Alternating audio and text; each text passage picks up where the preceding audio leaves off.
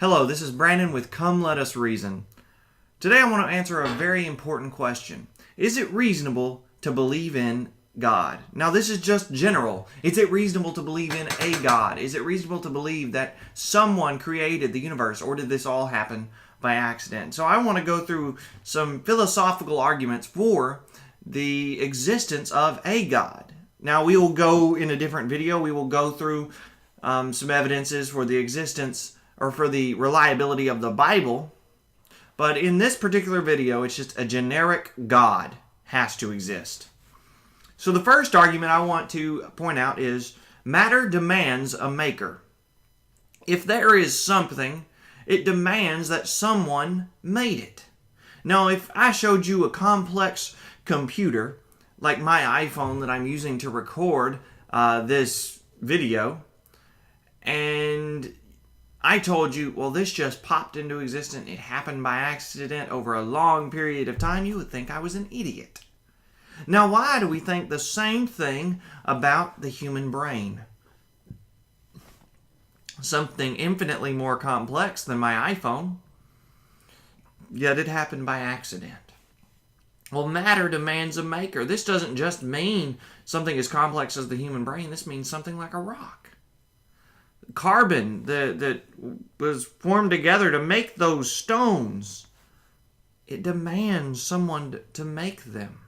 Things don't happen by accident. Something never comes from nothing. Argument number 2. Life demands a life giver. Now there's this hypothesis, I use the word hypothesis loosely because that's an educated guess, going around in science called I think it's the hypothesis of abiogenesis. Something that has never been observed, never been proven. There is no evidence toward it. And then there's the law of biogenesis. Life comes from life. Never has that law been broken. Never have we seen life come from non-life. Now, even if a scientist created life in a lab, They made the conditions just right and created a life that's still coming from a life because the scientists are life. Life does not pop into existence from nothing. A stone does not become a mammal. Dirt does not become a human being until it is acted upon by something else, but by a God. In this case, the God of the Bible I would be mentioning. But, like I said, we'll go through that in a different video. Design demands a designer. Now, when you look at the most beautiful paintings, do you think, well, you know what? Somebody just splashed paint on a canvas and it just showed up like that? Or do you think that, somebody left a canvas in the woods and a fox came and painted that? Or do you think it just was in the desert and it just popped up one day? No. It took an artist to create this, an artist to mold this. You don't think the statue David came from nothing. Why would we think that about mankind? Number 4, intelligence demands an intelligent creator. We have intelligence. Human beings are the most intelligent species on this planet. Look at how much technology we have built, invented. We are creative based on our intelligence. Now, intelligence doesn't just come from nothing.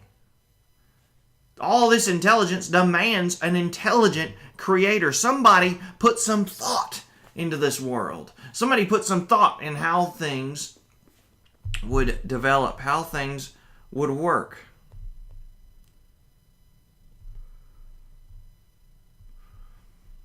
Number 5, morality demands a moral lawgiver. If there are morals, there must have been at one time someone to give those morals. While mankind is creative, we basically build upon what's been done before. Or we go against what's been done before. What we do not do is come up with something completely new. Morals demand someone who gave the moral law. Now, I want you to think about this question. What have you learned that you were not taught? What do you know that you were not taught? The answer for me is I can't answer that because I don't know. I don't think there was anything that I ever learned that I was not taught.